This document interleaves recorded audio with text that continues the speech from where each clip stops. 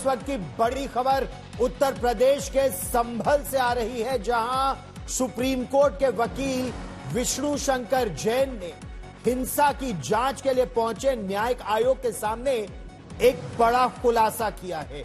24 नवंबर को जो हिंसा हुई थी संभल में, उसके दौरान जामा मस्जिद में सर्वे टीम के साथ विष्णु शंकर जैन भी मौजूद थे और संभल पुलिस ने यह खुलासा किया था कि उस समय जो वहां पर भीड़ इकट्ठा हुई थी उसमें कुछ ऐसे साजिशकर्ता थे जिनकी साजिश थी विष्णु शंकर जैन की हत्या कर देना। आज तक संवाददाता अभिनव माथुर से खास बातचीत में एडवोकेट विष्णु शंकर जैन ने दावा किया कि एक साजिश के तहत 24 नवंबर को जब सर्वे टीम दूसरी बार वहां पहुंची थी तो साजिश के तहत हिंसा की गई थी।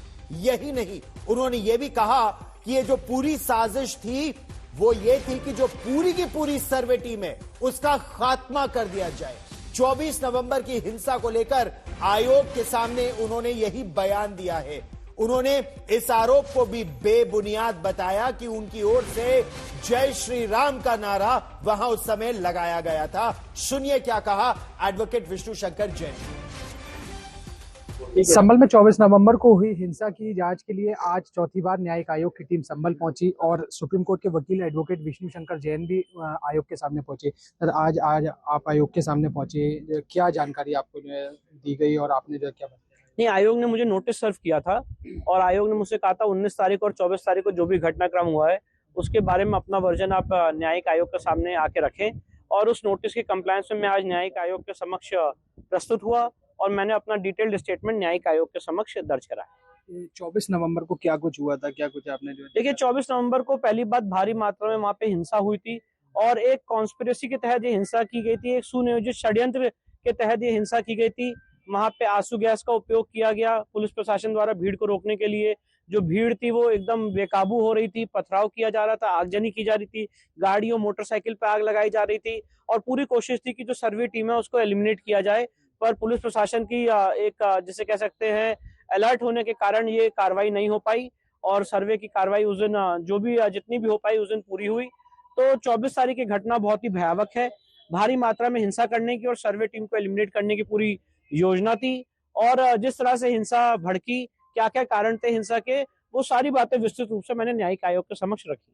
विष्णु जी, जैसे कि 24 नवंबर को ये पूरी हिंसा हुई, उसके बाद अब ये आयोग की टीम जो है संभल भी आई। एक बात ये कही गई जो है कि आपने जो जय श्री राम के नारे लगाए, इस तरीके के आरोप लगाए गए आप पर, जो वो कहाँ तक सच है? क्या इस बारे में भी आपने कुछ बात अपने आयोग के सामने रखी? टोटल बेबुनियाद है। इस बारे में मैंने अपनी बात आयोग के सामने रखी है और मैं आपके चैनल के माध्यम से कहना चाहता हूँ कि कृपया वो वीडियो फुटेज निकालिए जहाँ पे विष्णु शंकर जैन जय श्री राम के नारे लगाते हुए दिखते हैं। अगर ऐसा वीडियो फुटेज मिलता है तो मैं आपके चैनल पे या सबके सामने माफी मांगूंगा, क्योंकि ऐसा कोई वीडियो फुटेज है ही नहीं, ना ये सच है।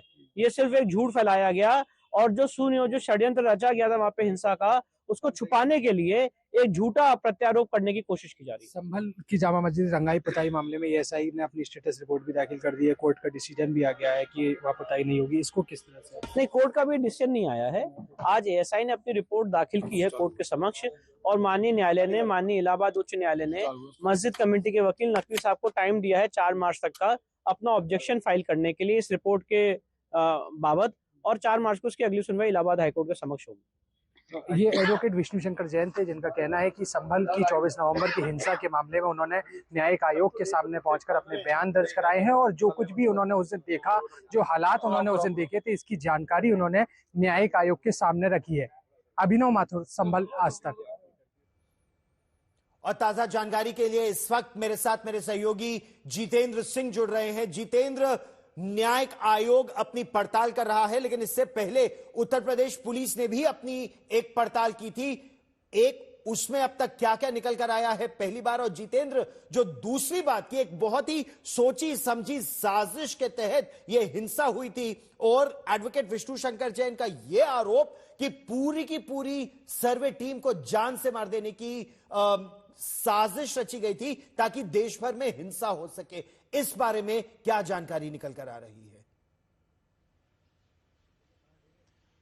और देखिए एडवोकेट विष्णु शंकर जैन की तरफ से जिस तरीके की बड़ी बात कही गई और उन्होंने कहा कि पूरी टीम के खिलाफ साजिश रचा गया था, इस तरीके की जानकारी उन्होंने न्यायिक आयोग के सामने दिया है। लेकिन मैं यहां ग्राउंड जीरो पर मौजूद हूं और यहां की स्थिति आपको दिखा रहा हूं कि शाही जो मस्जिद है यहां पर किस तरीके से एएसआई ने अपनी जो रिपोर्ट दिया है और उसी रिपोर्ट के आधार पर हाईकोर्ट ने ये कहा है कि अभी रंगाई पुताई जो है नहीं हो सकती है। एएसआई की जो रिपोर्ट है वो आज तक के पास इस वक्त मौजूद है और आपको दिखा दें कि यहां पर जो बाहर की दीवारों को लेकर के एएसआई ने कहा है कि यहां पर कुछ जगहों पर स्थिति खराब दिखाई पड़ रही, लेकिन अभी भी यहां भी आवश्यकता नहीं है। अंदर की दीवारों को लेकर के उन्होंने कहा कि वहां पर पेंटिंग बेहतर तरीके से की गई है। कुछ स्ट्रक्चर को लेकर के भी एएसआई की तरफ से सवाल खड़ा किए गए हैं और उन्होंने कहा कि कुछ ऐसे स्ट्रक्चर जो पुराने थे उसमें कई चेंज किए गए हैं इसी रंगाई पुताई के दौरान। ये गेट जो आप सामने देख रहे हैं इसको लेकर के भी उनकी तरफ से